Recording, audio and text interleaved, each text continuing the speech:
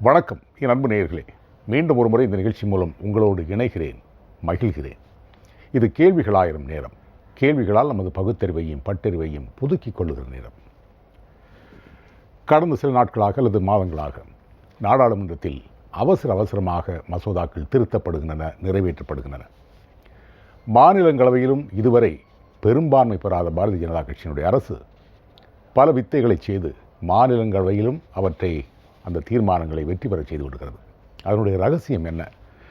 கிட்டத்தட்ட 12-13 மசோதாக்கள் இதுவரை நிறைவேற்றப்பட்டு சட்டமாக இருக்கின்றன. இவ்வளவு அவசரமாக இந்த திருத்தங்களை, புதிய சட்டங்களை அறிமுகப்படுத்த வேண்டிய அவசியம் என்ன நேர்ந்தது? மிக குறுகிய காலத்துக்குள் கிட்டத்தட்ட 13 மசோதாக்கள் அவையெல்லாம் சட்டமாகின்றன. அவை முழுமையான விவாதத்துக்கு உட்படுத்தப்பட்டதா என்பது மிகப்பெரிய ஒரு கேள்விக்குறி. நாடாளுமன்ற நிலைக்குழு என்று ஒன்று இருக்கிறது, அதற்கு அனுப்பப்பட்டு பரிசீலனை மேற்கொள்ளப்பட்டதா என்பது இன்னொரு கேள்வி. ஏன் இந்த அவசர நிலை? நாடு எங்கே போகிறது? பல கேள்விகள் எழுப்புகிறது. அவசர சட்டங்களா, அவசரகால சட்டங்களா? என்ன நடக்கிறது நாட்டில்? இதையே தலைப்பாக கொண்டு இன்றைக்கு கொஞ்சம் ஆழமாக அலசி இருக்கிறோம். பேச போகிற அத்தனையுமே முக்கியமான விஷயங்கள். கொலை மேற்கொண்டாரிற் கொடிதே அலைமேற்கொண்டு அல்லவை செய்தொழுகும் வேந்து, வள்ளுவம் சொல்லுகிற வார்த்தை இது. அறவழி மீறி குடிமக்களை துன்புறுத்தும் அரசு கொலையை தொழிலாக கொண்டவரை விட கொடியதாகும். வார்த்தைகள் கொஞ்சம் கடுமை தட்டுகின்றன. காட்டுவது நான் அல்ல, வள்ளுவன். இது இன்றைய சூழலுக்கு பொருந்துமா? பார்க்கலாம். நம்மோடு இன்றைக்கு விவாதத்தில் பங்கேற்று தங்களுடைய கருத்துக்களை, மேலான கருத்துக்களை முன்வைப்பதற்காக 3 முத்தான விருந்தினர்கள். அவர்களை நான் அறிமுகம் செய்கிறேன். திரு ரமேஷ் சேதுராமன், வலதுசாரி சிந்தனையாளர், வணக்கம். திரு ஷியாம், மூத்த பத்திரிகையாளர், வணக்கம். திரு லெனின், இந்திய கம்யூனிஸ்ட், வணக்கம். திரு ஷியாம், ஒரு மர்மம் நடந்துட்டுருக்கு. நான் ஏற்கனவே சொன்ன மாதிரி மாநிலங்களவையில் பெரும்பான்மை பாரதிய ஜனதாவுக்கு இல்லை. ஆனால் அந்த பெரும்பான்மையை உயர்த்தி கொள்வதற்கான நடவடிக்கைகளில் இறங்கியிருக்கு. அது உங்களுக்கு தெரியும். தெலுங்கு தேசத்திலிருந்து அப்படியே ஒரு 4 பேர் அள்ளிட்டு போனாங்க. அதற்குள்ள முயற்சிகள் இன்னமும் தொடர்கின்றன. அது முழுமையடைவதற்கு முன்னாலேயே இந்த சட்டங்களெல்லாம் எப்படி மாநிலங்களவையில் அவங்க நிறைவேற்றி அதை வெற்றிகரமாக முடிக்க முடிகிறது? அது பெரிய மர்மம் இருக்குல்ல. மர்மமாக எனக்கு தெரியவில்லை. ஏனென்றால் மாநிலங்களவையிலே பெரும்பான்மை இல்லை என்று நாம் நினைத்தாலும் கூட பெரும்பான்மையை உருவாக்கி கொள்கிற சாமர்த்தியம் மத்திய அரசுக்கு இருக்கிறது. உதாரணமாக தென்னகத்திலே நாம் அனைவருமே நினைக்கிறோம் கர்நாடகத்தில் மட்டும்தான் பாரதிய ஜனதா ஆட்சி என்று. ஆனால் கேரளாவை தவிர மற்ற எல்லா மாநிலங்களுமே அவர்கள் ஆட்சி மாதிரி தான். மாதிரி? ஆமாம். நேரடியாக ஆட்சி செய்ய வேண்டும் என்கிற அவசியம் இல்லை. மறைமுகமாக இப்போ தமிழ்நாட்டில் நடந்து கொண்டிருப்பது யாருடைய ஆட்சி? அதிமுகன்னு நினைச்சுக்கிட்டு இருக்கோம். அதிமுக என்பது இன்னொரு பாரதிய ஜனதாவின் எக்ஸ்டென்ஷன் தானே, நீட்சி தான். அதே மாதிரி ஆந்திராவில், அதே மாதிரி தெலுங்கானால, கேரளா மட்டும்தான் நீங்க ஸ்பெசிஃபிக்கா சொல்ல முடியும். ஏன்னா சித்தாந்த ரீதியான வித்தியாசங்களை நான் சொல்றேன். அரசியல் ரீதியாக குறை கூறுவதற்காக நான் சொல்லல. சரி, சித்தாந்த ரீதியாக வலதுசாரி சித்தாந்தங்கள், இடதுசாரி சித்தாந்தங்கள், தேசியவாதம், இப்படி நாம் பிரிக்கலாம். அப்படி பிரிக்கும் போது வலதுசாரி சித்தாந்தங்களின் நம்பிக்கை உடையவர்கள் என்று பார்த்தால் கேரளா ஒன்றை தவிர மற்ற எல்லாமே பாரதிய ஜனதா ஆதரவாகவும் அல்லது பாரதிய ஜனதா அரசின் நீட்சியாகவோ அல்லது பாரதிய ஜனதாவோடு ஒத்துப்போவர்களாகவோ தான் இருக்கிறார். சரி, எனக்கு அதில் ஒரு சந்தேகம் வருது. அதிமுக வலதுசாரி சிந்தனையோடு ஒத்துப்போகிற ஒரு இயக்கமா, கட்சியா? நான் அப்படித்தான் நினைக்கிறேன். ஏனென்றால் திராவிட இயக்கம் நீங்கள் தோன்றிய அந்த காலகட்டத்தை நினைத்து பார்த்தால் திராவிட சித்தாந்தம் என்பது ஒரு குறிப்பிட்ட 4 அல்லது 5 முனைகளிலே அது மிளிர்கிறது. அதுல எந்த முனையுமே இன்றைக்கு இல்லை. அது திராவிட முன்னேற்ற கழகம் உட்படத்தான் நான் சொல்கிறேன். திராவிட இயக்கத்தின் ஆணி வேர் என்பது சுயமரியாதை, மூட நம்பிக்கை ஒழிப்பு, கடவுள் மறுப்பு. ஆனால் கடவுள் மறுப்பு அண்ணா காலத்திலேயே ஒன்றே குலம் ஒருவனே தேவன் என்று சொல்லி அது வாக்கரசியலோடு சமரசம் செய்து விட்டார்கள். சரி, எங்களது காலகட்டத்தை நீங்கள் எடுத்துக்கொண்டீர்கள் என்றால் 63-64 காலகட்டத்திலே கோவிலுக்கு போவதில்லை என்று சொல்வதை ஒரு நாகரிகமாகவே நாங்கள் கருதினோம். அதாவது நாத்திகம் ஒரு நாகரிகமாக இருந்த காலகட்டம் அது. இன்றைக்கு அது இல்லை. இன்றைக்கு பொதுவாக இறை நம்பிக்கை அதிகமாக தென்படுகிறது. நான் தவறு என்று கூட சொல்லவில்லை. சில நம்பிக்கைகள் மாறுபட்டு இருக்கின்றன. சில அரசியல் சித்தாந்தங்கள் காலத்திற்கு ஏற்றவாறு உருமாற்றம் பெற்றுள்ளன. சரி, இதை பரிணாம வளர்ச்சி என்று நீங்கள் எடுத்துக்கொண்டாலும் சரிதான். அந்த வகையிலே வந்து வலதுசாரி சித்தாந்தத்தோடு ஒட்டித்தான் வந்து தமிழக அரசியல் போகிறது. ஏனென்றால் பாரதிய ஜனதாவோடு திமுகவும் கூட்டு வைத்திருந்திருக்கிறது. அதை நாம் மறுப்பதற்கில்லை. அதிமுகவும் கூட்டு வைத்திருந்திருக்கிறது ஜெயலலிதா அவர்கள் காலத்திலேயே, 98 காலகட்டத்திலேயே. அதற்கு பிறகு அவர்கள் கூட்டு வேண்டாம் என்று முடிவெடுத்தார்கள். அந்த முடிவுக்கு மாறாக இந்த அரசு மீண்டும் கூட்டு வைத்தது என்பது வேறு விஷயம். ஆனால் 98 காலகட்டத்திலே முதலில் ஒரு வலதுசாரி கட்சியோடு கூட்டணி வைத்தது அதிமுக. 99 அந்த கூட்டணியை தொடர்ந்தது திமுக. ஆக திராவிட சித்தாந்தம், திராவிட இயக்கம் என்பது இங்கு மாறுபட்டிருக்கின்றது. எனவே அந்த பழைய திராவிட இயக்கத்தை வைத்து நான் இதை பார்க்கவில்லை என்பதை முதலில் தெளிவுபடுத்தி விடுகிறேன். ஆனால் அந்த காலகட்டத்திலே வந்து பார்த்தீர்கள் என்றால் புகழ்பெற்ற வாசகங்கள் உண்டு. அதாவது நீங்கள் இந்த வாழ்த்தட்டை அனுப்பியிருப்பீர்கள். இப்போதெல்லாம் வந்து அது வாட்ஸ்அப் வாழ்த்தட்டையாக மாறிவிட்டது. ஆனால் நமது காலகட்டத்திலே வந்து நாம் கடைக்கு போய் வாழ்த்தட்டையெல்லாம் பார்த்து நட்புக்கு இலக்கணம் வகுக்கிற மாதிரி அல்லது காதலுக்கு இலக்கணம் வகுக்கிற மாதிரி எல்லாம் தேடி பிடித்து வாங்கி அனுப்புவோம். அதே போல கல்லறை வாசகங்கள் என்று உண்டு. உங்களுக்கு அது கண்டிப்பாக தெரிஞ்சிருக்கும். அது கல்லறைகளிலே பொறிக்கப்படுகின்ற வாசகங்கள் அது உள்ளே உறங்குகிற அந்த ஆத்மாக்களுக்கு ஒரு புகழ் ஊட்டுவது போல அல்லது அவரை பற்றி தெளிவுபடுத்துவது போல இருக்க வேண்டும் என்று கூறுவார்கள். அந்த வகையிலே வந்து நான் இப்போது சமீபத்திலே ஒரு வாசகம் படித்தேன். இந்த அரசியலுக்கு அப்படியே பொருந்துகிறது. கல்லறையிலிருந்து எடுத்து வந்திருக்கீங்க. என்ன நடந்து கொண்டிருப்பது என்பது எங்களுக்கு தெரியும், என்ன செய்ய வேண்டும் என்பதும் எங்களுக்கு தெரியும். ஆனால் நாங்கள் அதை செய்தோமா அது உங்களுக்கு மட்டுமே தெரியும். அதாவது மக்களுக்கு மட்டுமே தெரியும். எதுவுமே செய்யவில்லை. மாநிலங்களவையிலே எப்படி வந்து அத்தனை மசோதாக்களும் நிறைவேறுகின்றன? எப்படி நிறைவேறுகின்றன என்றால், ஒன்று உள்ளிருந்து ஆதரவு தருபவர்களால் அல்லது வெளிநடப்பு செய்து ஆதரவு தருபவர்களால். ரெண்டுமே வெற்றி தான். அப்ப வெளிநடப்பு செய்து ஆதரவு தரக்கூடாது. உள்ளிருந்தால் வந்து எதிர்த்து ஓட்டு போட வேண்டும். ரெண்டையுமே செய்யாம இருக்கும்போது நம்ம என்ன செய்ய முடியும்?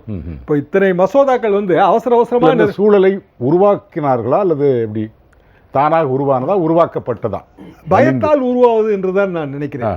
மத்திய அரசு மீதோ அல்லது மத்திய அரசின் எல்லையற்ற அதிகாரங்கள் மீதோ அல்லது இவர்களே செய்த தவறுகள் மீதோ இவர்களுக்கு அச்சம் இருக்கிறது. ஒவ்வொரு அலமாரியை திறந்து பார்த்தால் 1000 எலும்புக்கூடுகள், ஸ்கெலிட்டன்ஸ் அவுட் ஆஃப் கப்போர்ட். அப்படி இருக்கும்போது வந்து அவர்கள் அச்சுறுத்தாவிட்டால் கூட இவர்கள் பயப்படுகிறார்கள். இது வந்து நான் நமது மாநிலத்தை மட்டும் சொல்லவில்லை, பல மாநிலங்களிலே இது நடக்கிறது. உத்தரப்பிரதேசத்தில் அவ்வளவு பெரிய கூட்டணி அமைத்தார்கள். ஆனால் தேர்தல் முடிவுகளுக்கு பிறகு பாரதிய ஜனதா இவ்வளவு பெரிய வெற்றியை அடைந்த பிறகு ஒரு 2 நாள் கூட அந்த கூட்டணி தாக்கு பிடிக்கவில்லை. 2 நாட்களுக்குள்ளேயே நாங்கள் வந்து இனிமேல் கூட்டணியே கிடையாது என்று அறிவித்து விட்டார்கள். இந்த முடிவிலே வந்து மாயாவதியும் அகிலேஷும் உறுதியாக இருப்பார்கள் என்றால் இருக்க மாட்டார்கள். அடுத்த தேர்தல் வரும்போது மாற்றுவார்கள். ஆனால் ஏன் இவ்வளவு அவசரமாக அறிவிக்க வேண்டும்? ஏனென்றால் மத்திய அரசை பார்த்து பயம், அச்சம். அந்த பயத்துக்கு தமிழ்நாடு விதிவிலக்கல்ல. தமிழ்நாடு ரொம்ப பயந்த மாநிலமாக இருக்கிறது. வீரம் செறிந்த மண்ணாக இருந்தது, இப்போது மிகுந்த ஈரம் செறிந்த மண்ணாக மாறிவிட்டது.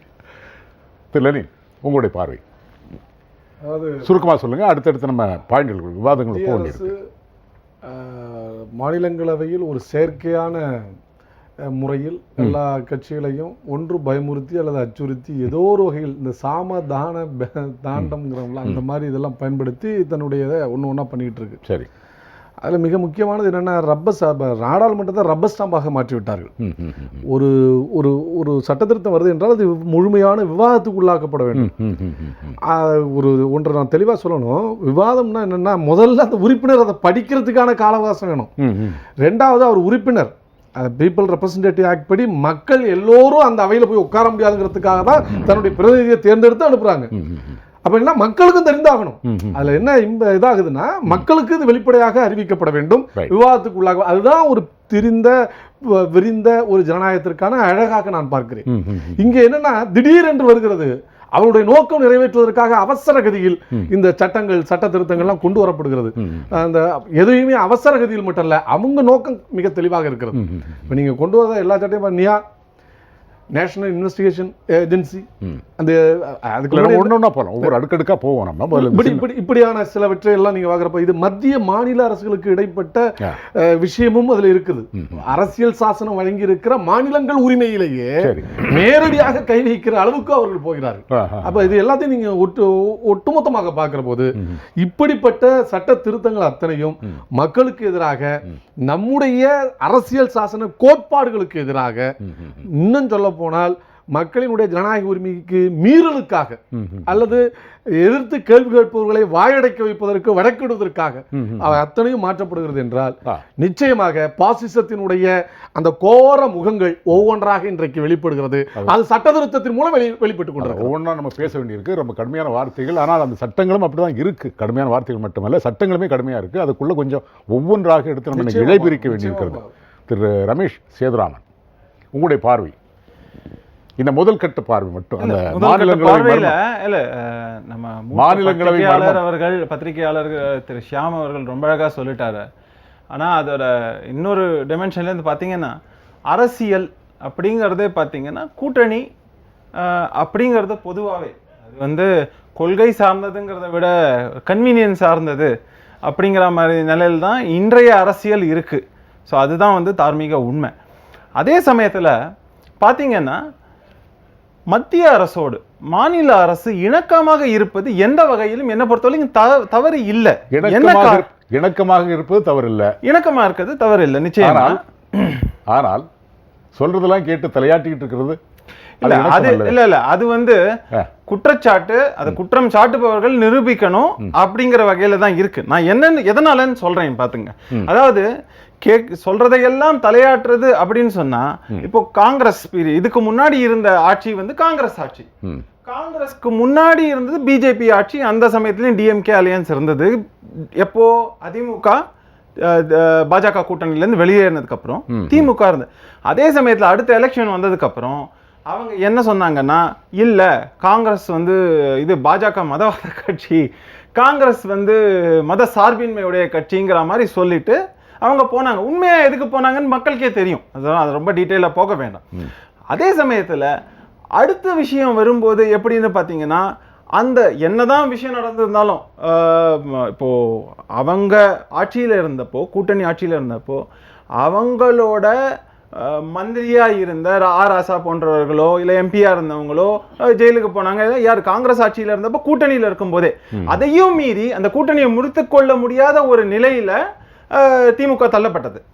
அதுக்கப்புறம் பாத்தீங்கன்னா அதிமுக அப்படின்னு வரும்போது முதல் முறை வெற்றி பெற்றாங்க திமுக ஆட்சிக்கு அப்புறம். அதிமுக அப்புறம் ரெண்டாவது முறையும் ரொம்ப இதுல எதிர்பார்ப்புல இருந்தா கூட நல்லாவே இது பண்ணி வின் பண்ணி மெஜாரிட்டி வந்தது.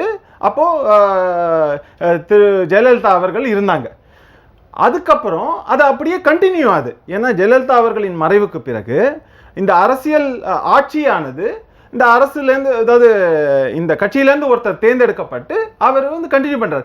அதுல என்ன அவங்க சொல்றாங்க அப்படின்னு நீங்க தெளிவா பாத்தீங்கன்னாலே, நாங்க மத்திய அரசோட எங்க இணக்கமா இருக்கணுமோ அங்க இருக்கோம். இல்ல ஒரு சின்ன குறிப்பு, எங்க இணக்கமா இருக்கணுமோ இணக்கமா இருக்கிறது தப்பே இல்லை, நானும் அதை ஒத்துக்கிறேன். ஆனால் நாடாளுமன்றத்தில் ஒரு எம்பி ஆதரித்து பேசுகிறார்,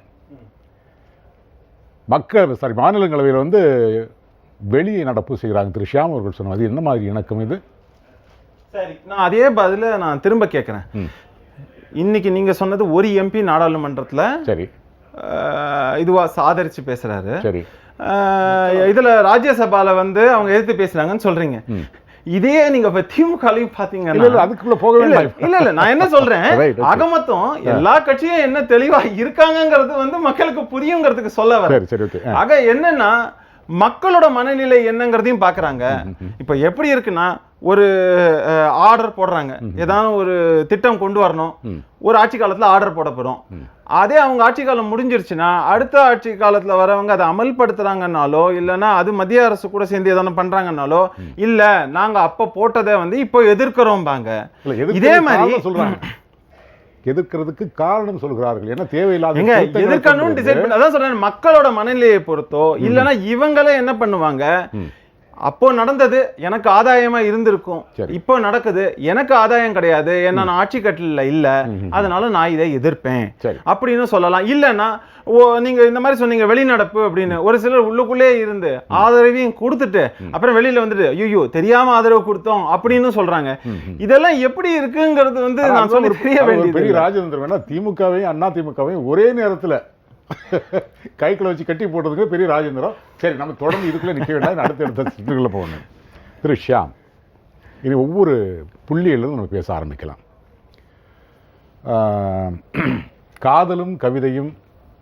காதலுக்கும் கவிதைக்கும் சோகம்தான் ஆபரணம் இப்போ அந்த ரெண்டில் கூட இன்னொன்று சேர்த்துக்கொண்டு இருக்கு. காதலுக்கும் கவிதைக்கும் காஷ்மீருக்கும் சோகம்தான் ஆபரணம். அப்படி மாற்றிக்க வேண்டிய ஒரு சூழல் இப்போ இருக்கு. காரணம் உங்களுக்கு தெரியும், இராணுவ வீரர்கள் குவிக்கப்படுகிறார்கள் அங்கே ஆயிரக்கணக்கில். என்னன்னு கேள்வி கேட்கக்கூடாது, எதுக்காக குவிக்கிறோன்னு கேள்வி கேட்கக்கூடாது, பொதுவெளத்தில் விவாதிக்கக்கூடாது என்று உள்துறை அமைச்சகம் சொல்கிறது. மக்கள் ஆடி போய் இருக்காங்க. கல்லூரி மாணவர்கள் வெளியேற்றப்படுகிறார்கள், எல்லாரும் காலி பண்ணிட்டு போங்க அப்படின்னு. என்ன நடக்கிறதுங்கிறதே புரியாத ஒரு சூழல் காஷ்மீர் மாநிலத்தில்.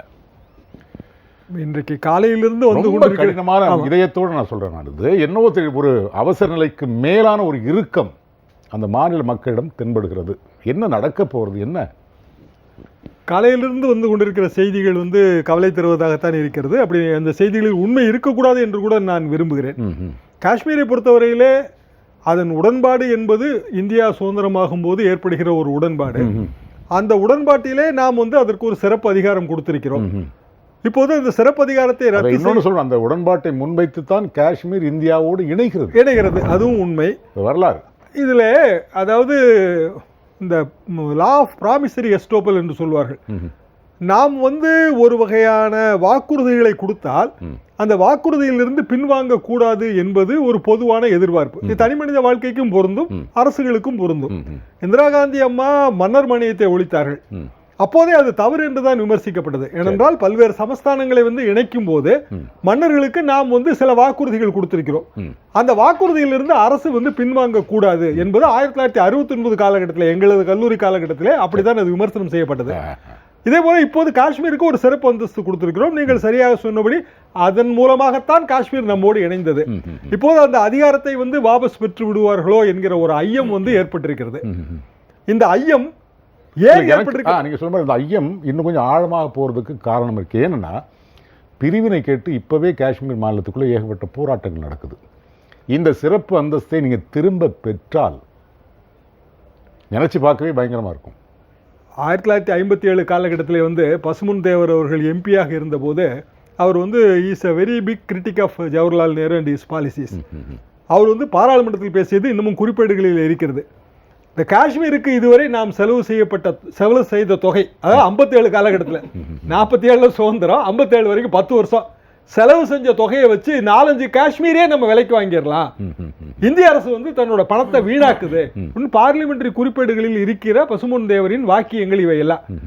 இன்று வரையும் நாம் அந்த செலவை செய்து கொண்டேதான் இருக்கிறோம்.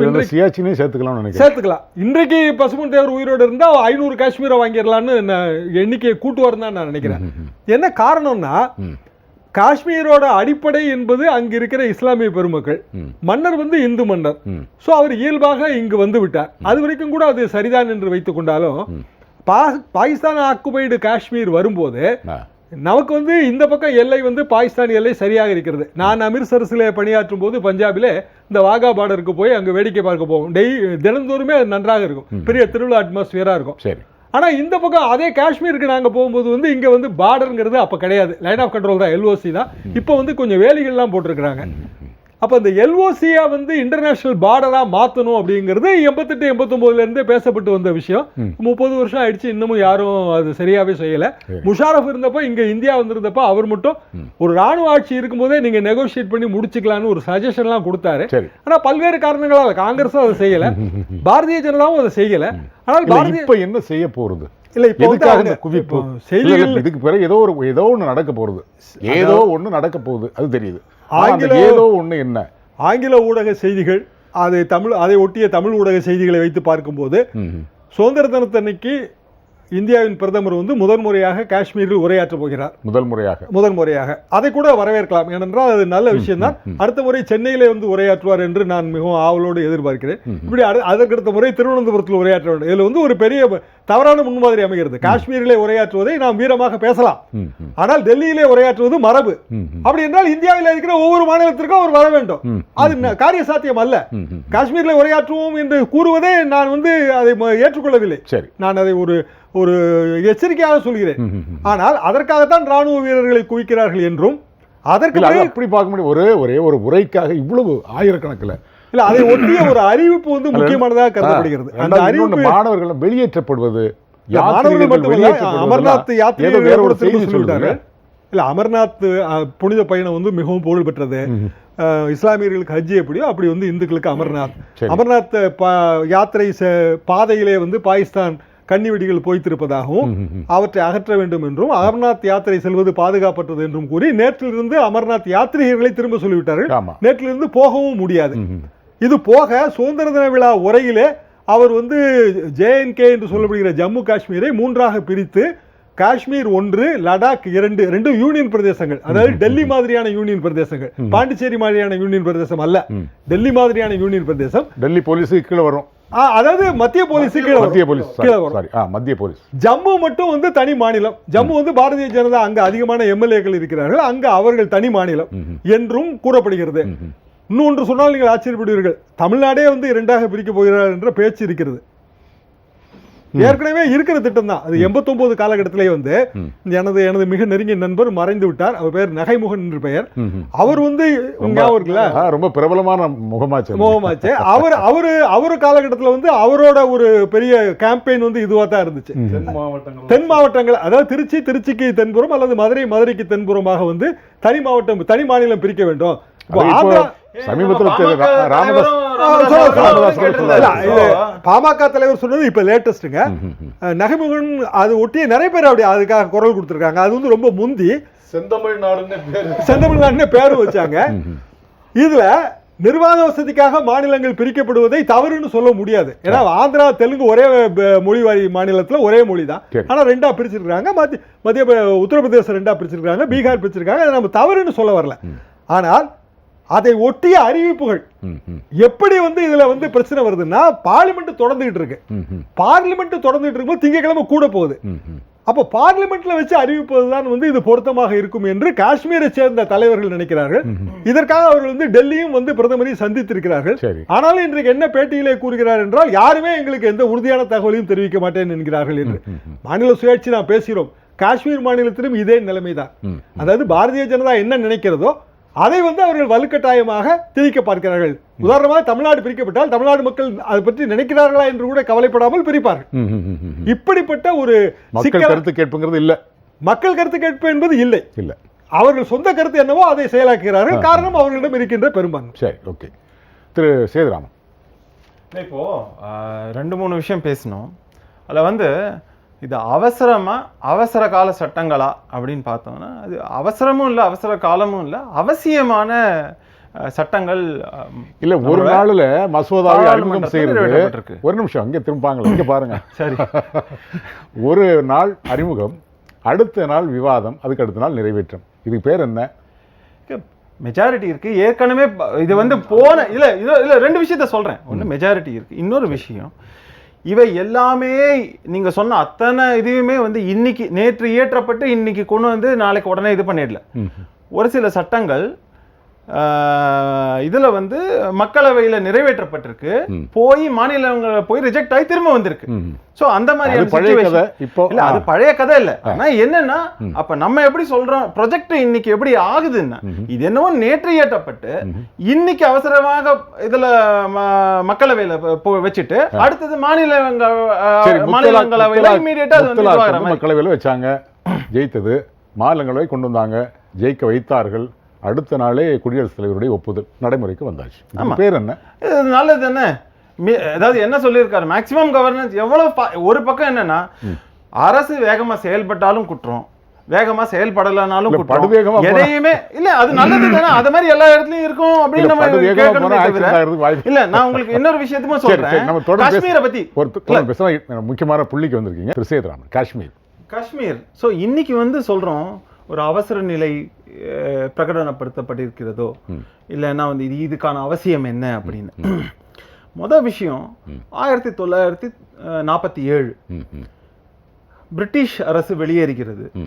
அவங்க வந்து பிரிச்சு கொடுக்கும்போது பாகிஸ்தானுக்கும் இந்தியாவுக்கும் அதை வந்து தெளிவா பிரிச்சு கொடுக்குறாங்க. அது இன்டர்நேஷனல் லெவல்ல பாத்தீங்கன்னா எல்லாருக்கும் பார்டர் டிஃபைன் பண்ணிருக்காங்க. அதுக்கு பேர் மக்மஹான் லைன்னு பேரு. ஒரு பக்கம் சீனா, நீங்க சியாச்சினை பத்தி பேசினீங்க, எல்லாத்தையும் பத்தி பேசினீங்க.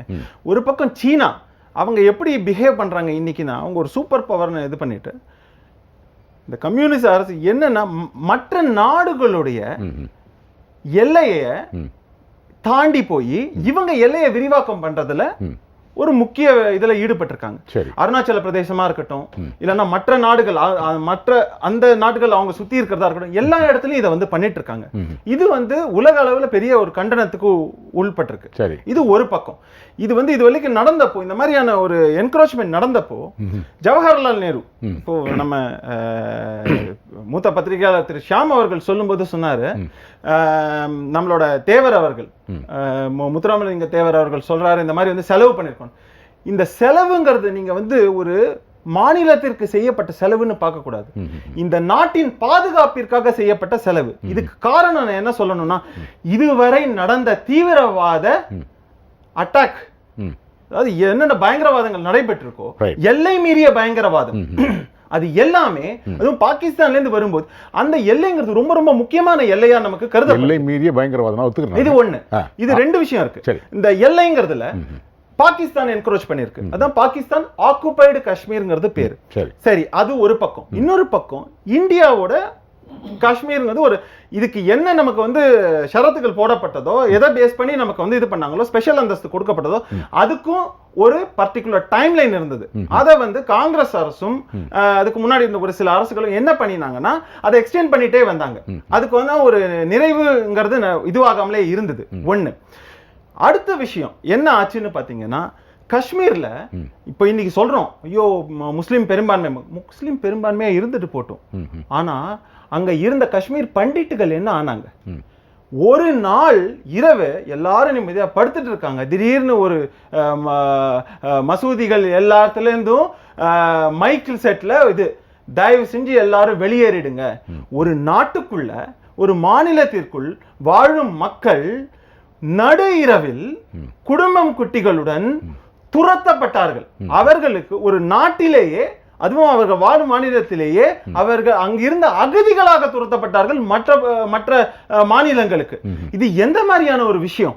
அதை வந்து இன்னி வரைக்கும் தீர்வு காணல. ஆனா பாரதிய ஜனதா கட்சியோட அவங்களோட மேனிஃபெஸ்டோல என்ன தெளிவா சொல்லி இருக்குன்னா, இதையெல்லாம் பண்ணுவோன்னு முன்னாடியே சொல்லியிருக்காங்க. இது வந்து புதுசா எதுவும் சொல்லாதது எதையுமே பண்ணல. சொல்ல போன 5 வருஷத்துக்கு முன்னாடி மேனிஃபெஸ்டோலையும் சொல்லியிருந்தாங்க.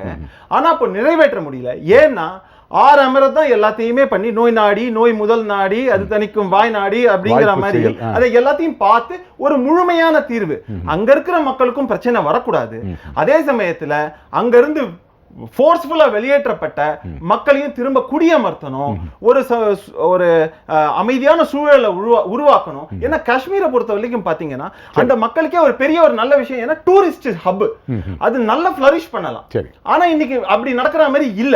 அதே மாதிரி பாகிஸ்தான்ல இருந்து தொடர் குண்டுகள் போட்டுட்டே இருக்காங்க, அதுக்கு நம்ம பதிலடி கொடுக்கிறோம்.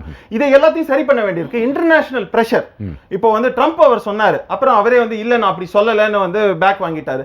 பாகிஸ்தானோட பிரஷர் அமெரிக்கா கிட்ட இருக்கு, எப்படியான எங்களுக்கு தீர்வு காணுங்க. தீர்வுனா என்ன? அவங்களுக்கு சாதகமா, அது நம்ம வந்து உடன்படல. இது எங்க 2 நாட்டுக்குள்ள, இது எங்களோட எல்லையை அவங்க மீறி இருக்காங்க, அவங்களை வெளியேற சொல்லுங்க, அப்புறம் பாத்துக்கலாங்கிற மாதிரியான ஸ்டாண்ட் தான் நம்ம இந்தியா எடுத்திருக்கு. அப்படிதான் எடுக்கணும். சரி, ஓகே. திரு லெனின், இன்னும் அடிப்படையான கேள்விகள் அவர் வரல. நான் கேட்டது, ஏற்கனவே இந்த சிறப்பு அந்தஸ்து இருக்கும்போதே இவ்வளவு கலைபரங்கள் நடக்குது, வெளியேருந்து தாக்குதல் இருக்கு, மறுப்பதற்கு இல்லை, பாதுகாப்புக்கு அச்சுறுத்தல் இருக்கிறது பாகிஸ்தான், மறுப்பதற்கு இல்லை. ஆனால் அதை தாண்டி உள்நாட்டு தீவிரமாக இருக்குல்ல, இவ்வளவு சிறப்பு அந்தஸ்து இருக்கும்போதே இவ்வளவு பிரச்சனைகள் நடக்குது. அந்த சிறப்பு அந்தஸ்தை குறிவைக்கிறது பாரதிய ஜனதா கட்சி. திரு சேதுராமன் சொன்ன மாதிரி நாங்கள் இப்போ பண்ணலை, தேர்தல் அறிக்கையிலே சொல்லிட்டோம், பொது சிவில் சட்டம் எல்லாருக்கும் பொருந்தணும், அது ஏற்கனவே சொல்லிட்டோம் நாங்கள். அது எப்படி இனி மேலும் மேலும் அந்த பிரச்சனைகளை தீவிரப்படுத்துமா, இல்லைன்னா சேதுராமன் சொல்கிற மாதிரி அதெல்லாம் பண்ணினாச்சுன்னா வெளிநாட்டு தாக்குதல், எல்லை பிரச்சனைகள்லாம் தீர்ந்து போகும்னு எடுத்துக்கிறதா? எதுக்காக இந்த காஷ்மீரில் இவ்வளவு? காஷ்மீர் பிரச்சனையில் ஆர்எஸ்எஸ் இவங்களுடைய தாய் ஸ்தாபனத்தினுடைய ரொம்ப முடிவு தெளிவானது. அவங்களுடைய தீர்மானம் காஷ்மீரை 3ஆக பிரிக்கணும். ஜம்மு, லடாக், காஷ்மீர். லடாக்கையும் காஷ்மீரையும் யூனியன் டெரிட்டரியாக நீங்கள் சொன்னது மாதிரி மத்திய காவல்துறையின் கீழே கொண்டு வரணும். ஜம்மு மாநிலமாக்கணும். இது கம்யூனலாக போலரைஸ் பண்ணி அந்த லைனில் அது பிரிக்கணும் என்பது அவங்களுடைய இது. அதைத்தான் இப்போ நிறைவேற்றுகிறார்கள். இப்போ பிரதமர் மோடி அங்கே கொடியேற்றுறாரு மட்டும் இல்லை, எல்லா கிராமங்களிலும் கொடியேற்றணும், அன்னைக்கு அதற்கான பாதுகாப்பு ஏற்பாடு என்கிற ஒரு விஷயத்தோடு தான் இதை இணைத்து பார்க்கிறார்கள். இதுக்கு பின்னாடி என்ன வரப்போகுதுன்னா, ஒரு தேசபக்த பெருமிதத்தை ஏற்படுத்தி அந்த மாநிலத்தை அழித்தொழிப்பதற்கு இந்த மூணா பிரிச்சு கம்யூனல் லைன்ல ஒரு பெரிய கம்யூனல் கிளாஷை கொண்டு வருவதற்கான முயற்சி எடுக்கிறார். நம்ம ஒரு ஒப்பந்தத்தின் அடிப்படையில் ஒரு ஒப்பந்தத்தின் அடிப்படையில் தான் அந்த மாநிலம் இணைந்தது. அங்க இருந்த ஹரிசிங் இந்து மன்னர் இந்தியாவோடு ஆரம்பத்தில் அங்கு மக்கள் போராடினார்கள். மாநாட்டு தேசிய மாநாட்டு கட்சி இருக்க அது அது போராடி இந்தியாவோட இணைந்து போராடினது. அந்த வரலாறெல்லாம் ஏதோ பாகிஸ்தானோட போற மாதிரி அவங்க பேசுனதா இவங்க பேசிட்டாங்க, தவறானது. அப்ப உறுதிமொழி கொடுத்தோம், நீங்க வந்தா உங்களுடைய சிறப்பு அந்தஸ்து, அந்த சிறப்பு அந்தஸ்து கொடுத்ததுனாலதான் அவர்கள் வந்து இணைந்தார்கள். அந்த சிறப்பு அந்தஸ்து நீங்க எடுத்துட்டீங்கன்னா அவங்க தனிஞ்சு போறத யாரும் தடுக்க முடியாது. ஏன்னா அப்படிதான் ஒரு பொண்ணோடு ஒண்ணுதான் பயன். ஒப்பந்தங்கள் மதிக்கப்படணும். நீங்க ஒண்ணும் இல்ல, நம்மளுடைய கச்சத்தீவை இந்த மாநிலத்தை கேட்காமலே எடுத்து கொடுத்தீங்க. இன்னைக்கு வரையும் அதை ரீஓபன் பண்ண மாட்டேங்கிறீங்க. அது ஒரு ஜஸ்ட், அது நீதிக்கான ஒன்று. ஏன்னா நம்முடைய மீனவர்கள் சுடப்படுகிறார்கள். அங்க பேசுறீங்க, இங்க சுடப்படுறான். இதே ராணுவம் கை கட்டி வாய் குத்தி நிக்குது. மீனவர்களை நம்ம ராணுவம் சேர்ந்து அடிக்குது. அப்ப இது எங்க உங்க தேசபக்தம்? காஷ்மீருக்கு ஒரு அளவுகோல், பஞ்சாபுக்கு ஒரு அளவுகோல், தமிழ்நாட்டுக்கு ஒரு அளவுகோல், தமிழக மீனவர்களுக்கு ஒரு அளவுகோல் என்று வருகிற போது இதுல பிரித்தாளுகிற சூழ்ச்சி இருப்பதாக நான் பார்க்கிறேன். அதுதான் அடிப்படையான. அப்ப இவர் நண்பர் கூட சொன்னாரு, மக்மோகன் எல்லை பிரச்சனை, அது உண்மை, அது நமக்கு சீனாவுக்கு இருக்கு. ஆனா சீனா சொல்லிட்டான், இது பேச்சுவார்த்தையின் மூலம் தான் தீர்க்கப்பட வேண்டும். எங்களுக்கு சில கருத்துக்கள் இருக்கு, உங்களுக்கு சில கருத்துக்கள் இருக்கு, டேபிள்ல உட்கார்ந்து நம்ம பேசி அதை தீர்வு காணணும், ராணுவ நடவடிக்கை இல்லைங்கிறத கேட்டகரிகளா சொல்லிட்டாங்க. அதே நிலையை இந்தியாவும் ஏற்றுக்கொண்டது, மோடி அரசும் ஏற்றுக்கொண்டது. பேச்சுவார்த்தையின் மூலம் தீர்வு காணுவோம், நமக்குள் இருக்கிற பிரச்சனைகளை பேசுவோம்னு சொல்லியிருக்கு. இது ஒரு நல்ல அம்சம். ஆனா சீனா வந்து ஆக்கிரமித்தால் அதை நாங்கள் அனுமதிக்க மாட்டோம், அதை எதிர்ப்போம். கம்யூனிஸ்ட் என்கிற முறையில் ஒரு கம்யூனிஸ்ட் நாடு இன்னொரு நாட்டையோ சகோதர நாட்டையோ ஆக்கிரமிப்பதற்கு எந்த காலத்திலும் இந்திய கம்யூனிஸ்டில் உடன்பட்டதில்லை. நாங்க எங்க கட்சி தீர்மானமே போட்டிருக்கிறோம். ஆனா இங்க என்ன பிரச்சனை? அசாம்ல நீங்க எப்போ வந்தவங்களை எல்லாம் கொண்டு வந்து, பங்களாதேஷ்ல இருந்து வந்தவங்க, பங்களாதேசம் என்கிற நாட்டை பாகிஸ்தான்ல இருந்ததை பிரித்து கொடுத்தவர்கள் யார்? நாம. இப்ப பங்களாதேஷுக்கான பிரச்சனை என்று வருகிற போது தலையிட வேண்டிய தார்மீக பொறுப்பு நமக்கு இருக்கு. அங்கிருந்து வந்தவர்கள் அகதிகள் என்று திருப்பி விரட்டி விடுறீங்க. இங்க வந்து செட்டில் ஆனவங்களை, ஏற்கனவே அசாம்ல இருக்கிற ஒப்பந்தத்தை மீறி அவர்களை எல்லாம் நேஷனல் ரிஜிஸ்ட்ரேஷன் சிட்டிசன் ரிஜிஸ்ட்ரேஷன் பில்லுன்னு ஒன்று கொண்டு வந்து அவங்க எல்லாம் மத ரீதியாக விரட்டுவதற்கு பாக்குறீங்க. ஆனா இங்க பண்டிட்டுகள் தாக்கப்பட்டார்கள், ஓவர் நைட்ல போயிட்டாங்க அப்படின்னு சொல்றப்போ அவர்களுக்கு நீங்க எவ்வளவு இது படிக்கிறீங்க? நியாயம். ஒருத்தர் விரட்டப்பட்டா கட்டாயம் வரணும். ஆனா என்ன காரணம்? அதுக்கு ஒரு வரலாற்று தொடர்ச்சி இருக்கு. அது நம்ம என்னைக்கு நினைச்சு பார்க்க வேண்டியது. ஒரு சின்ன முரண்பாடு எனக்கு படுது. ஏன்னா பண்டிட்டுகள் இந்த நாட்டினுடைய குடிமக்கள் இல்ல, காஷ்மீரத்தில் இருந்தவர்கள். அப்ப காஷ்மீர் இந்தியாவில் இல்ல, அப்பவே இருந்தவர்கள் அவர்கள். அதுல ஒரு அபரேஷன் நடந்திருக்கு, நிச்சயமாக அதை வந்து நம்ம தீர்க்க வேண்டிய ஒன்று. ஆனால் அந்த ஒரு விஷயத்தை நாம் சொல்கிற போது நம்மை நம்பி இங்க வந்திருக்காங்கல்ல சக்மா அகதிகள் மற்றவர்கள், அவங்க 70க்கு பிறகு வந்து செட்டில் ஆகி 1985 ஒரு டெட்லைனா வச்சு நீங்க ரெஜிஸ்ட்ரேஷன்லாம் பண்ணி முடிச்ச நீங்க மறுபடியும் அதை ரீஓபன் பண்றீங்க.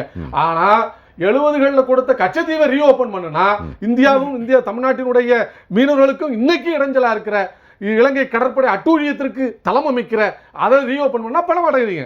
அப்ப இதுதான் நான் கேட்கிறேன். அப்ப இந்த அரசியலுக்குள்ள என்ன இருக்கிறது? இது ரொம்ப தெளிவாக இருக்கிறது. அந்த அடிப்படைகளை புரியாமல் நம்ம பண்ண முடியாது. காஷ்மீரத்தை அழித்தொழிக்கிற ஒரு மிகப்பெரிய ஒரு கொள்கையை தான் அது கொண்டிருக்கிறது. ஜம்மு மக்கள், காஷ்மீர் மக்கள், அதே போல லடாக்ல பௌத்த மதம் இருக்கிறது. மூன்றையும் மத ரீதியாக பிரித்து அழிப்பதற்கான அல்லது மோத விடுவதற்கான ஒரு நரித்தந்திரத்தோடு இந்த அரசு இயங்குகிறது. இது இந்திய நலனுக்கு எதிரானது. அதைத்தான் நான் சொல்ல வருகிறேன். காஷ்மீர் மக்கள் தவறு செய்தால் காஷ்மீர் மக்களுக்கு நம்பிக்கை கொடுத்து நம்மில் ஒருவர் என்கிற அந்த உரிமையையும் அந்த கடப்பாட்டு உணர்வையும் உருவாக்க வேண்டியது நம்முடைய அரசினுடைய வேலை. ஆனா அதே நேரத்தில் ஒரு ஏலியனன்ட் ஒரு அந்நிய போக்கு அந்நியமயமாக்குற ஒரு போக்குல அவர்களை நடத்துவது, மாற்றாந்தாய் மனப்பான்மையோடு நடத்துவது என்பது மேலும் மேலும் அதற்கு வலு சேர்க்கிற ஒன்றாக அமையும். இதுதான் நான் சொல்ல விரும்புகிறேன். நிச்சயமா இதுக்காக நான் பேசணும். திரு ஷியாம் இடல் குறுக்கிட விரும்புங்க. நீங்க திரு ரமேஷ் அவர்கள் சொன்னது வந்து சரிதான். இந்த பண்டிட்டுகள் விரட்டப்பட்ட விதம் என்பது அனைவருக்குமே வருத்தம் அளிக்கக்கூடிய விஷயம். ஆனால் சில வரலாறுகள் வந்து கொஞ்சம் வசதிக்கேற்ப மாற்றப்படுகின்றன என்பதில் தான் எனக்கு ஆட்சேபனை இருக்கிறது. என்னவென்றால் காஷ்மீர் சேர்வதற்கு முன்பே வந்து அங்கிருந்து 20% பண்டிட்டுகள் வந்து புலம்பெயர்ந்து விட்டார்கள். பழைய நீங்கள் டெல்லியின் வரலாறுகளை எடுத்து படித்து பார்த்தீர்கள் என்றால் அப்போதே அவர்கள் அகதிகளாக அங்கு இருக்கிறார்கள். இந்த பிரச்சனைகள்லாம் வருவதற்கு முன்பு காஷ்மீர் பிரியும் போது ஏற்பட்ட பிரச்சனை காரணமாக. அதற்கு பிறகு 89-90 காலகட்டம் தான் மிகப்பெரிய புலம்பெயர்ந்த காலகட்டம். அப்போது நடந்து கொண்டிருந்தது விபி சிங் அவர்கள் ஆட்சி. அதற்கு பிறகு வந்து நமது சந்திரசேகர் அவர்களது ஆட்சி. இதிலே எல்லா காலகட்டத்திலுமே வந்து ஒருவர் வந்து கவர்னர், அவரது பெயர் வந்து ஜெக்மோகன், அவரை வந்து பக்மோகன் என்று சொல்வார்கள். என்னவென்றால் பாகிஸ்தானுக்கு ஆதரவாகவே அவர் செயல்படுகிறார் என்கிற ஒரு குற்றச்சாட்டு உண்டு. அவர் இப்போது இருப்பது பாரதிய ஜனதா கட்சியில், அதாவது காங்கிரஸ் கட்சியில் இருந்து விட்டு வாஜ்பாய் அவர்கள் அமைச்சரவையில் பல மந்திரி பதவிகளை எல்லாம் அனுபவித்து விட்டு கடைசியாக டெல்லியிலே அவருக்கு MP சீட் கொடுத்து ஜெயிக்க வைத்தார்கள். அவர் பெயர் ரொம்ப பாப்புலர். ஆக இதுல வந்து பிரச்சனைகளுக்காகவே இது எதுவுமே இல்லை. மொத்தத்திலே வந்து அரசியலுக்காகத்தான் எல்லாமே பார்க்கப்படுகிறது. நாம் எப்படி வந்து இந்த லடாக் விஷயத்தை பேசுகிறோம் என்றால் அங்கு புத்த மதத்தை சார்ந்தவர்கள் இருக்கிறார்கள். ஏன் ஜம்முவை பேசுகிறோம் என்றால் அங்கு இந்துக்கள் அதிகமாக இருக்கிறார்கள். ஏன் காஷ்மீரை பேசுகிறோம் என்றால் அங்கு இஸ்லாமியர்கள் அதிகமாக இருக்கிறார்கள். ஆக இந்த நாடு இவ்வளவு பெரிய தேசம் மத ரீதியாக பிரித்தாளப்படுவது என்பது பிரிட்டிஷ் சாம்ராஜ்ய உத்தியை உங்களுக்கு நினைவுபடுத்தவில்லையா? ஆங்கிலேயர்கள் எப்படி நம்மை அடிமையாக்கினார்கள்? பிரித்தாளும் சூழ்ச்சியில் தானே, டிவைட் அண்ட் ரூல். அதைத்தான் பாரதிய ஜனதா செய்கிறது என்பதுதான் எங்களை போன்றவர்களின் குற்றச்சாட்டு. சரி, அதை விட்டு நீங்க அடுத்த இதுக்கு வரலாம். இப்போ ஒற்றை 30 செகண்ட் மட்டும் பதில் சொல்லுங்க. சரி சரி கொஞ்சம் அதாவது பிரித்தாளும் சூழ்ச்சி ஒண்ணுமே கிடையாது. நார்த் ஈஸ்ட்ல பாத்தீங்கன்னா நிறைய ஸ்டேட்ஸ் இப்ப எப்படி ஆயிருக்குன்னா வந்து அந்நிய மதங்கள் அவங்க என்ன பண்றாங்க, இப்போ மதங்கள் மூலமாக மதங்கள் பரப்புறது ஒரு பக்கம், மதங்கள் மூலமாக அதுல அரசியல் புகுத்த நினைக்கிறாங்க, அது மூலமா ஒரு இன்ஃப்ளூயன்ஸை கிரியேட் பண்ணணும் அப்படிங்கறத பாக்குறாங்க. அதையெல்லாம் யாருக்கும் கண்ணுக்கு தெரியறது இல்ல. இன்னொரு விஷயம் சொல்றது இல்ல வரேங்க வரேன். RSS இப்போ இவர் வந்து என்ன கேட்டாரு, இந்த நம்மளோட இந்த கிறிஸ்தவம் அந்நிய மதமா? நிச்சயமா அந்நிய மதம் பெரிய தவறு. இல்லைங்க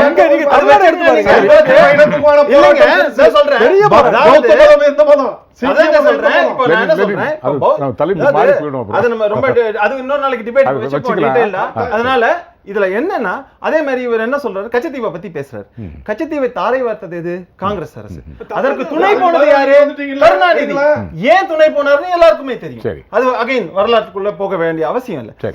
அதே மாதிரி இந்த அரசானது இப்போ வந்து மீனவர்கள் சுடப்படுறாங்க அப்படி இப்படின்லாம் சொன்னாங்க. எல்லை தாண்டினா சுடப்பட்டாங்க. எதுவா இருந்தாலும் நம்ம மக்களுக்கு பாதுகாப்பு வேணும், அது சுடப்படக்கூடாதுங்கிறதெல்லாம் ஒரு விஷயம். ஆனா முக்கியமா இல்ல, அதாவது அதான் சொல்றேன், அப்படியெல்லாம் சொல்ல வேண்டாம். இன்னொரு விஷயம், இதுவரைக்கும் அந்த மாதிரியான மோடி பதவியேற்றதுக்கு அப்புறம் எவ்வளவு இன்சிடென்ட் நடந்திருக்கு, போன பீரியட்ல நடந்திருக்கு. இப்ப அந்த மாதிரி எதுவுமே நடக்கல. ஆக மக்களுக்கு தேவையான அத்தனை பாதுகாப்பையும் இந்த அரசு உறுதி செய்கிறது. அப்படி செய்யும் போது அதையும் வந்து முன்னாடி செய்த அரசுகளோட விஷமத்தனமா இருக்கலாம், இல்ல இந்த மாதிரி நம்ம மேல பாதுகாப்புக்கு எதிரான விஷயங்கள்ல துணை போன அரசோட அக்கறை இல்லாம இருந்ததெல்லாம் வந்து நம்ம வந்து அதையும் வந்து இந்த அரசோட இணைச்சு பண்ணினா அது தவறு. ஏன்னா இந்த அரசு வந்து மற்ற அரசு முன்னாடி அரசு செய்த தவறுக்காக பொறுப்பு எடுத்துக்கணும் அப்படிங்கிறது என்ன பொறுத்தவரைக்கும். சுருக்கமா சொல்லுங்க. நண்பர் சொல்றாரு கச்சத்தீவு பிரச்சனை மோடி ஆட்சி காலத்துல தான் நம்முடைய கடற்படை நம்முடைய மீனவர்களை தாக்கி சம்பவம் நடந்தது. ஒரு நினைவு 2 ஆண்டு முன்பு தொடர்ந்து நேற்று முன்தினம் கூட தாக்கப்பட்டிருக்க புதுக்கோட்டை மீனவர்கள் தாக்கப்பட்டிருக்காங்க, ராமேஸ்வரம் மீனவர்கள். அது எதுவுமே குறையல, அந்த இன்சிடென்ட் அதிகரித்து கொண்டு இருக்கிறது. ஆனா இவர் சொல்றாரு எல்லாம் குறைந்து விட்டதாக. இது பெரிய பூசணிக்காக கை சோத்துல மறைப்பதற்கு சமமாக இருக்கிறது. எந்த குறைவும் இல்லை, அதிகரித்து கொண்டிருக்கிறது. காரணம் என்னவென்றால் அவங்களுடைய மாற்றாந்தாய் மனப்பான்மை தான். வார்த்தை வந்து ஆட்சேபனைக்குரியது. ஏனென்றால் 1000 வருடத்துக்கு முன்பே வந்து இங்க வந்த மதங்கள் இந்தியாவின் ஒரு பகுதி. பதிவு பண்ணிட்டீங்க, அதுக்குள்ளே போனாச்சுன்னா அது வேற விவாதம் ஆயிடும். திருஷா உங்ககிட்ட வர அடுத்தது இந்த ஒற்றை தீர்ப்பாயம். ஒற்றை தீர்ப்பாயம் வந்து நான் ரொம்ப ரொம்ப ஆட்சேபிக்கிற ஒரு விஷயங்க. காரணம் என்ன அப்படின்னா, நான் தமிழ்நாட்டு நலன்களைத்தான் நான் முன்னிறுத்தி பேசுறேன். அகில இந்திய அரசியல்லாம் நான் பேச வரல. தமிழ்நாட்டு நலன்களை முன்னிறுத்தி பேசினா 2 விஷயம். ஒன்று முல்லை பெரியாறு, அதை போராடி வாங்கி கொடுத்தது ஜெயலலிதா அவர்கள். அடுத்தது காவிரி நதிநீர் ஆணையம், அதையும் போராடி வாங்கி கொடுத்தது ஜெயலலிதா அவர்கள் தான். இந்த 2லயுமே வந்து நமக்கு என்ன அட்வான்டேஜ் கிடைச்சதுன்னா, முல்லை பெரியார் வந்து 5 சுப்ரீம் கோர்ட் நீதிபதிகள் கொண்ட ஆயம் வந்து அதுக்கான தீர்ப்பை வழங்கியது. காவிரி வந்து 3 சுப்ரீம் கோர்ட் நீதிபதிகள் கொண்ட ஆயம் வந்து அதுக்கான தீர்ப்பை வழங்கியது. இப்ப இவங்க என்ன சொல்றாங்கன்னா, ஏதாவது ஒரு மாநிலம் புதிதாக வரவுள்ள ஒற்றை தீர்ப்பாயத்தின் முன்பு தண்ணீர் சிக்கல் உள்ள மாநிலங்கள் முதலில் புகார் தெரிவிக்க வேண்டும். அதன் பிறகு அந்த ஒற்றை தீர்ப்பாயம் தொடர்புடைய மாநிலங்களுடன் 1.5 ஆண்டுகள் வரை சமரச பேச்சு நடத்தும். அதில் தீர்வு ஏற்படவில்லை என்றால் ஒற்றை தீர்ப்பாயம் புதிய கிளை தீர்ப்பாயத்தை அமைத்து அதில் வழக்கை விசாரித்து உத்தரவிடும். அது 3 ஆண்டுகளுக்குள் விசாரித்து தீர்ப்பளிக்கும். இதெல்லாம் 4.5 வருஷம். இதுல நமக்கு என்ன ப்ராப்ளம்னா, இப்ப உதாரணமா காவிரி மேகதாது வந்து அணை கட்ட போறாங்க அப்படின்னா திருப்பி பழையபடி இது தண்ணீர் சிக்கல் உள்ள மாநிலமா மாறும். அப்ப திருப்பி நம்மளோட பழைய மேட்டர் எல்லாத்தையும் விட்டுட்டு இந்த ஒற்றை தீர்ப்பாயத்துக்கு போய் சேர்ந்துருவாங்க. அது ஒரு 4.5 வருஷம் ஆகும். ஏற்கனவே வந்து எங்க மாவட்டத்தோட பிரச்சனையே என்ன அப்படின்னா காவிரி மேலாண்மை ஆணையம் எல்லாம் முடிஞ்சு போச்சு. அது முடிஞ்சு போச்சு. இவங்க என்ன சொல்லுவாங்கன்னா இல்ல அது முடியலங்க, அது வழங்கின தீர்ப்பு தான் அப்படின்னு சொல்லுவாங்க. ஆனால் புதிதாக ஒரு அணை, இப்ப உதாரணமா கேரளாவே ஒரு புதிதாக ஒரு அணை கட்ட போதுன்னு வைங்க. அப்போ முல்லை பெரியார் அணை நாங்க வந்து அது பழைய அணை ஆயிடுச்சு, அணை பாதுகாப்பு சட்டத்துக்குள்ள வந்துருவாங்க, பழைய அணை ஆயிடுச்சு, இன்னொரு புதிய அணை நாங்க கட்ட போறோம் அப்படின்னா பழையபடி டிஸ்பியூட் ஓபன் ஆயிரும். அதாவது தீர்ந்த சிக்கலை மீண்டும் வந்து நீங்க ஓபன் பண்றீங்க. அதுக்கு பதிலா என்ன சொல்லலாம் அப்படின்னா ஒரு குறிப்பிட்ட கால இடைவெளியை போட்டு அதற்கு பிறகு வருகிற சிக்கல்னு சொல்லலாம். அப்படியெல்லாம் இதுல சொல்லவே இல்லை. ஒற்றை தீர்ப்பாயம் என்பது எப்பெல்லாம் வந்து நீர்ச்சிக்கல் இருக்கிறதோ அப்பெல்லாம் அந்த மாநிலம் அங்க போய் முறையிடலாம். அதாவது கிட்டத்தட்ட 9 தீர்ப்பாயங்கள் இருந்து இப்போ வேலை பார்க்கும் போது ஒற்றை தீர்ப்பாயம் வருது. சரி, அது மட்டுமே விசாரிக்குமானா இல்ல, நாங்க ஒரு பிரான்ச் ஓபன் பண்ணி போன்றாங்க கிளை தீர்ப்பாயம். அப்ப எதுக்கு? ஏற்கனவே இருக்கிற தீர்ப்பாயம் தானே, ஏற்கனவே கிளை தீர்ப்பாயம் மாதிரி தானே இருக்கு. அவங்களுக்கே இன்னும் சரியான பவர்கள் இல்ல. ஒற்றை தீர்ப்பாயம் ரிட்டையர்டு சுப்ரீம் கோர்ட் ஜட்ஜை வச்சுட்டு என்ன பவர் கொடுத்துற போது? இப்ப இந்த கேள்வி எல்லாம் நம்ம எழுப்பணும்னாலே நீ தேச விரோதி, நீ வந்து அந்நிய மதம், இல்லைன்னா நீ வந்து ஒரு தேச நலனை பாதுகாக்க தவறுற அப்படின்னு எல்லாரையுமே தீவிரவாதி முத்திர குத்துறாங்க. பாத்தீங்களா? இதுதான் வந்து இந்த நாட்டோட பிரச்சனை. தாங்கள் நினைப்பதுதான் சரி என்று யார் நினைக்கிறார்களோ அவர்கள் நினைப்பது தவறு. சரி, நம்ம தொடர்ந்து அடுத்த விஷயத்துக்கு போக வேண்டியிருக்கு. ரமேஷ் சேதுராமன், உங்களுடைய பதில், உங்களுடைய ஒற்றை தீர்ப்பாயத்தை பொறுத்த வரைக்கும் சரி, இந்த காவிரி பிரச்சனை இதுவரைக்கும் தீராம இருந்தது. எத்தனையோ அரசுகள் மத்தியில வந்துட்டு போயாச்சு, தீராம இருந்தது. இந்த அரசு வந்த உடனே அதை தீத்தாங்க. எங்க தீர்ந்தது? தண்ணி வரலையே, தண்ணி வந்தாதான் பிரச்சனை தீரும். அதுதான் சொல்றேன். ஆனா முன்னாடி வந்து ஒரு வருஷம் பூராவும் சண்டை போட வேண்டியது. அப்படியே இப்போ நம்ம லேட்டஸ்டா ஆர்டர் கொடுத்துட்டாங்க. இல்ல இப்போ தீர்ப்புக்காக தீர்ப்பு போராடி பெற்றோம். அது அரசியல்ல பதிவு செய்வதற்கு ஒரு போராட்டம் நடந்திருக்கும். தீர்ப்பு வந்தது, தண்ணி வந்ததுதான் இங்க தமிழ்நாட்டு மக்கள். போன வருஷத்துக்கு வந்ததா இல்லையா? இந்த வருஷத்துக்கு வர வேண்டிய போன வருஷம் பாருங்க தயவு செய்து. முன்னாடி வருஷங்களை கம்பேர் பண்ணும்போது போன வருஷத்துக்கு நமக்கு அதுக்கான ஷேர் கிடைச்சதா இல்லையா? இன்னொரு விஷயம் ரொம்ப குயிக்கா சொல்லணும்னா, இது முல்லை பெரியார் விஷயத்தை பொறுத்த வரைக்கும் ஜெயலலிதா அவர்களுக்கு முன்னாடி கேஸ் ஃபைல் பண்ணதுன்றது டாக்டர் சுப்பிரமணியம் சுவாமி அவர்கள்.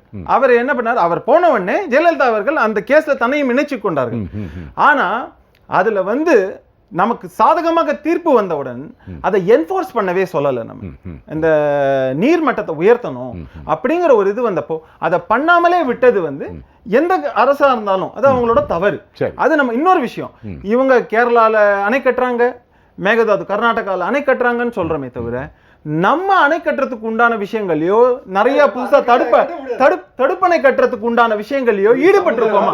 அணைனா நீங்க அணைன்னு கட்டணும்னு அவசியம் இல்லைங்க. எவ்வளவு இடத்துல நீங்க தடுப்பணைகள் கட்ட முடியும், எந்த மாதிரியான விஷயங்கள்ல நீங்க வந்து நீர் சேமிப்பு புரிஞ்சுக்கிட்டீங்கன்னா சொல்ல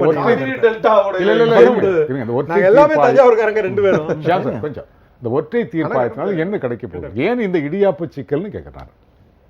இல்ல இப்ப அவங்க என்ன சொல்றாங்கன்னா ஒரு ஒரு மாநிலத்துக்கு தனித்தனி இந்த மாதிரி இஷ்யூ வந்துன்னா தீர்ப்பாயம் கொண்டு வரீங்க. அப்படி வேண்டாம். சேம் யார்ட்ஸ்டிக் எல்லாருக்குமே ஒரு குறிப்பிட்ட அளவுல வந்து தீர்ப்பு, அதாவது நியாயமான ஒரு தீர்வு வரணும். இதுல 1.5 வருஷத்துக்குள்ள பேசி தீர்க்கிறதுனா நீங்க எல்லா பிரச்சனையிலுமே பார்த்திருப்பீங்க. இரு மாநிலங்களுக்கு இடையிலான தீர்வு 5 வருஷத்துக்குள்ள தீர்ந்து நீங்க பார்த்திருக்கீங்களா? இது வரலைக்கும்.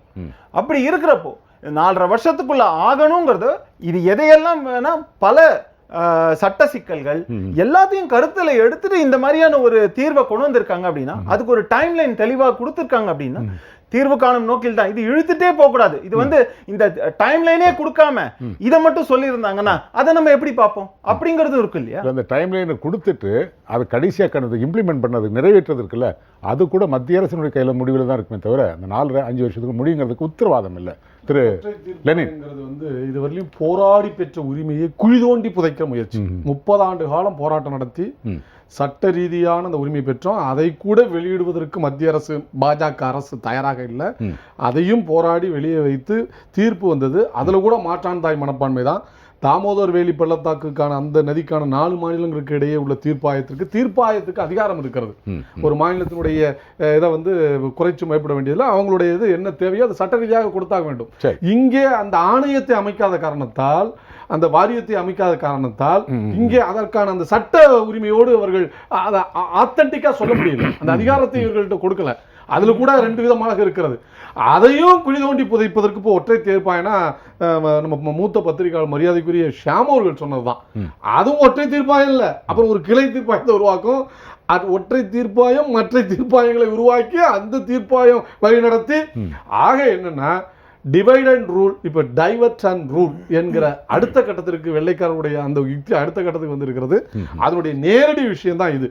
அப்ப நம்ம போராடி பெற்ற உரிமை, உச்சநீதிமன்றம் நீங்க சொன்ன மாதிரி எவ்வளவு போராடி நம்ம பெற்றிருக்கோம், நமக்கான ஈஸ்ட்மென்ட் ரைட், நமக்கான வழக்குரிமை அது நதியினுடைய நதிநீர் பங்கீட்டுல வந்திருக்கு.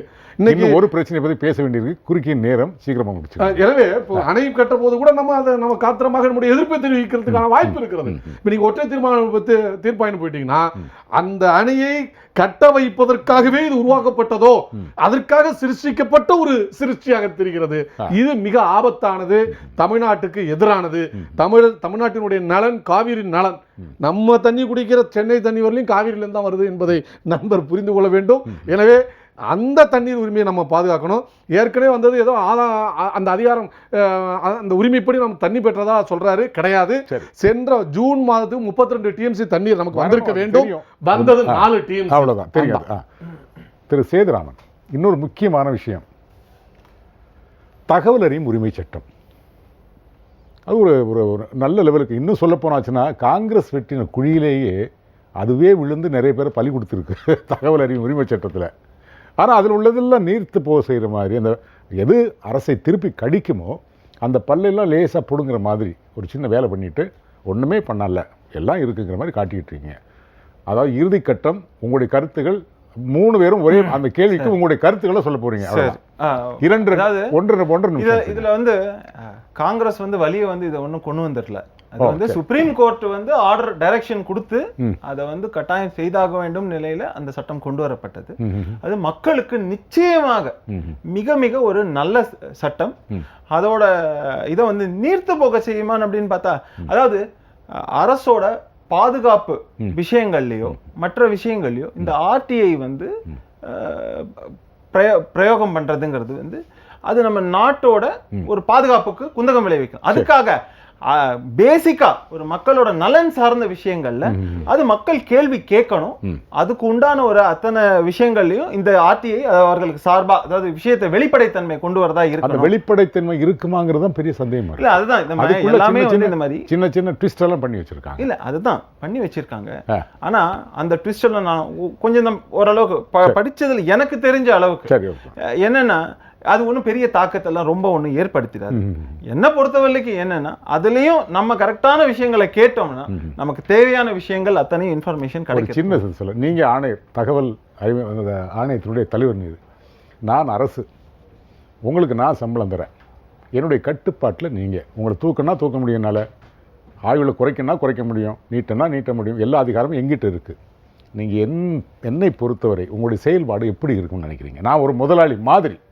அப்படி பார்த்தா அரசாங்கத்தில் இருக்கிற அத்தனை பேருக்கும் அது பொருந்தும் இல்லையா நீங்க சொல்ற கண்டிஷன்? நான் கேட்கறது ஐஏஎஸ் ஐபிஎஸ் ஆஃபீஸர்ஸ்லேருந்து ஆரம்பிச்சு அத்தனை டிபார்ட்மெண்ட்ல இருக்கிறவங்களுக்கும் இது பொருந்தும். அப்படி இருக்கிறப்போ இதுல வந்து அது அதாவது ஒரு சார்பான இவங்களோட ஆக்ஷன் இருக்குமா? அரசு அதாவது ஈவன் என்ஃபோர்ஸ்மெண்ட் ஏஜென்சிஸ்ன்னு எடுத்தோம்னா சிபிஐ, இடி இதெல்லாம் கூட எப்பயுமே அரசு மேல ஒரு பகிரங்க குற்றச்சாட்டு இருந்துட்டு இருக்கு. நான் அது என்ன சொல்லுவேன்னா, ஒரு சில அரசுகள்ல இத பயங்கரமா மக்கள் தவறா பயன்படுத்தி இருக்காங்க. ஆக மொத்தம் பாத்தீங்கன்னா எங்கெங்கெல்லாம் வந்து ஃப்ரீடம் இருக்குன்னு சொல்றதுக்கு அந்த மாதிரி நடந்திருக்கு. ஆக ஏதான தவறான அரசு இருந்தா நிச்சயமா அதை எப்படி வேணா அவங்க பயன்படுத்த முடியும். ஆனா சரியான அரசு நிச்சயமா அதை தவறா பயன்படுத்த மாட்டாங்க. இது எல்லாமே வந்து பாத்தீங்கன்னா எல்லாம் சட்டங்களா இருக்கட்டும், சட்ட திருத்தங்களா இருக்கட்டும், எல்லாமே வந்து 2 முறை கொண்ட கூறுவாள் தான். 3 பேரும் சொல்ல போறீங்க. என்னுடைய கருத்து எதுவுமே இல்ல. அதுதான் நான் சொல்றது, அவ்வளவுதான். அதாவது இதை வந்து நம்ம எல்லாத்தையுமே ஒரு தவறான கண்ணோட்டத்தின் பார்க்க சரியான ஒரு உதாரணத்துக்கு சொல்லணும். இன்ஸ்பெக்டர் இருக்காரு, ஒரு சப் இன்ஸ்பெக்டர் இருக்காரு, அவருக்கு நீங்க கன்னு கொடுக்குறீங்க. அவருக்கு வந்து கன்னு கொடுத்தது வந்து ஐயோ அவர் என்ன சுட்டுட்டாருன்னா அப்படின்னா அது வந்து பயத்தை வரைக்கும் பொறுத்த வரைக்கும் அவர் கையில கன் இருக்கு, இவரது நியாயம்னு கூட நீங்க ஒரு பக்கம் சொல்லலாம். அது அவங்க கையாள்றத பொறுத்து இருக்கு. அப்படி இருக்கும்போது நம்ம நம்பிக்கை வைப்போமே, இது இந்த மாதிரியான தவறாக பிரயோகப்படுத்தப்பட்டால், இந்த அதிகார துஷ்பிரயோகம் நடந்தால் மாட்டாது அப்படின்னு நம்ம நம்புவோம். அப்படி நடந்தால் நம்ம அதை வந்து அதுக்காக எதிர்வினை ஆற்ற வேண்டியது நம்ம ஒவ்வொருவரும் கிடையாது. என்னையும் சேர்த்து சொல்றேன். உங்களுடைய கருத்து. பெரும் உரிமை சட்டம் சுருக்கமா உச்சநீதிமன்ற தீர்ப்பின் அடிப்படையில் வந்தது. என்ன பிரச்சனைனா இந்த சட்டத்தை இந்த ஆட்சி காலத்தில் நிறைய பயன்படுத்தி இருக்கிறாங்க. குறிப்பாக பிரதமர் மோடி வெளிநாட்டு பயணம் செல்கிற போது அவர் விமானத்தில் யார் யார் போனாங்க இன்ன வரையும் சொல்லல. ரஃபேல் ஊழல் சம்பந்தமான அந்த டீலிங் சம்பந்தமான விஷயங்கள் வந்திருக்கு. கார்ப்பரேட் ஒப்பந்தங்கள் வெளியே சொல்லாமல் நடக்கப்படுது, அதுக்கான கேள்விகள் வந்திருக்கு. இப்படி நீங்க போய் பார்த்தீங்கன்னா நிறைய விஷயங்கள் இதோடு இணைந்து இருக்கிறது. அவருடைய டிகிரி எம்ஏ படித்தது பொலிட்டிக்கல் சயின்ஸ் எந்த இன்னும் நிலுவையில் இருக்கு. இதெல்லாம் தகவலே அளிக்கல. இதெல்லாம் ராணுவ ரகசியங்கள் அல்ல. இதெல்லாம் மக்கள் அறிந்து கொள்ள வேண்டிய அடிப்படையான செய்திகள். இதை கூட மூடி மறைத்தது. எனவே இது இருக்கிறதுனால தானே இதெல்லாம் கேட்கிறார்கள். மூடி மறைத்தார், மூடி மறைத்தார். எனவே இதையெல்லாம் இருப்பதனால தானே கேள்வி கேட்கிறார்கள். எனவே அந்த அதிகாரத்தை குறைப்பதற்கு நீர்த்து போவதற்கான முயற்சி எடுக்கிறாங்க. குறிப்பா மத்திய ஆணையர், தேசிய அளவில் இருக்கிற மத்திய ஆணையர், மாநில ஆணையர்கள் மத்திய அரசின் ஊதியங்களுக்கு உட்பட்டு வரணும். ஏன்னா முன்னாடி ஊழல் கண்காணிப்பு மையம் இருக்கு, சிவிசி, அது வந்து ஒரு தனித்த அமைப்பா தான் இருக்கு. அதுக்கு அவங்களே டிசைட் பண்ணுவாங்க. அரசின் கட்டுப்பாட்டில் இருக்கக்கூடாது, எப்படி கண்காணிக்க முடியும்? அது மாதிரி இருக்கு. மனித உரிமை கமிஷன் அப்படி இருந்தது. இப்போ அதையெல்லாம் மாற்றி இருக்கிறார்கள். அந்த வழியிலேயே இன்றைக்கு ஆர்டிஐ ஆக்டை, அந்த தகவல் பெறுகிற உரிமை சட்டத்தை, அந்த உரிமையை மறுத்து மக்களுக்கு உண்மையில் ஒரு காட்டாட்சிக்கான மீண்டும் உச்சநீதிமன்றம் சொன்னிச்சுல அந்த நிலைக்கு அரசின் தவறுகளை வெளிப்படுத்துவதற்கும் மக்கள் போராடுவதற்கும் கேட்டு தெரிவதற்குமான ஒன்று. ரேஷன் கடையில் வந்த ஊழலை கூட கண்டுபிடித்தார்கள் அந்த சட்டத்தின் அடிப்படையில். தகவல் தரப்பட்டது, தகவல் தர மறுத்தால் அதற்கு ஃபைன் உண்டு. இவ்வளவு இருக்கிற இந்த விஷயத்தை ஏன் இப்போ அதை குறைக்க வேண்டும்? அதனுடைய ஆளுமையை, அதனுடைய வட்டத்தை குறைத்து அதை நீர்த்து போக வைக்கிற எல்லா முயற்சியும் செய்திருக்கிறார்கள். அதற்காகவே திருத்தம் கொண்டு வந்திருக்கிறார்கள். அடிப்படையில் இந்திய ஜனநாயகத்திற்கு, நம்முடைய வெளிப்படைத்தன்மைக்கு எதிரானதாக இருக்கிறது என்பதுதான் என்னுடைய கருத்து. சரி திரு ஷியா, உங்களுடைய இறுதியான கருத்து 2 நிமிடங்கள். 2005 அந்த ஆக்ட் வருதுங்க. இன்னைக்கு தேதிக்கு அதுக்கு திருத்தம் கொண்டு வரும்போது 14 வருஷம். அப்போ இவ்வளவு வருஷம் கழிச்சு தான் இந்த திருத்தம் கொண்டு வரணுமாங்கிறதே ஒரு பெரிய கேள்வி. நம்ம தோழர் சொன்ன மாதிரி வந்து பிரைம் மினிஸ்டர் மோடி அவர்களோட அந்த எஜுகேஷனல் குவாலிஃபிகேஷனை பற்றி ஒருத்தர் வந்து கேள்வி கேட்குறாரு. அதுக்கு அந்த கேள்விக்கு பதில் கொடுக்கணும்னு சொல்லி மத்திய தகவல் ஆணையர் வந்து கம்பல்சரியாக ஆர்டர் போடுறாரு. அதுல இருந்தால் அந்த ப்ராப்ளம் ஸ்டார்ட் ஆச்சு. போன செஷன்லேயே நிறைவேற்ற முயற்சி பண்ணாங்க, முடியலை. நம்மளோட அப்ஜெக்ஷன் இதில் என்னன்னா, இந்த சட்டம் வந்து இந்தியாவிலே வந்து சிறப்பாக செயல்பட்டு இருக்கிற சட்டங்கள்ல இது ஒன்று இவ்வளோ நாளில். அப்புறம் மாநிலங்கள் வந்து இதில் அவங்களோட உரிமைகள் இருக்கு. இப்போ நம்ம வந்து மத்திய கேள்விகள் நம்ம பெருசாக கேட்க போகிறது இல்லை. சாதாரண ஜனங்கள் அவங்கவுங்க மாநிலத்துக்குள்ள இருக்கிற கேள்விகள் தான் கேட்பாங்க. இப்போ அவங்கள வந்து இது பாதிக்கும். மாநில தகவல்கள் வந்து ஏற்கனவே போய் சேர்றது இல்லைங்கிறதா குறைபாடு. இன்னமும் ரொம்ப அது நீர்த்து போயிடும். ஸோ மொத்தத்தில் தகவல் அறியும் உரிமை சட்டத்தோட அந்த நோக்கம் வந்து சிதைவிட்டு போயிடும். Or in other words, the intention of the law will be defeated. இதான் இதோட பாயிண்ட். இப்படி ஒன்னொன்னுலயுமே தலையிடுறாங்கும் போது நம்ம அரச சந்தேகப்படல. ஆனால் அதீதமான தலையீடு என்பது சந்தேகத்தை உருவாக்குகிறது. சரி, நிறைய மாற்றங்கள். அந்த மாற்றங்கள் மாற்றத்தை கொண்டு வருமா அல்லது மக்களின் ஏமாற்றத்தை பெறுமா என்பது தெரியவில்லை. போக போக தான் பார்க்கணும். அருமையான கருத்துக்கள், ஆழமான பிரச்சனை. ஆனாலும் அழகாக சொன்னீங்க. மூவருக்கும் ஜெயபுல தொலைக்காட்சி சார்பில் நெஞ்சார்ந்த நன்றி. நேயர்களே, மீண்டும் ஒரு கேள்விகள் ஆயிரம் நிகழ்ச்சி உங்களை சந்திக்கும் வரை உங்கள்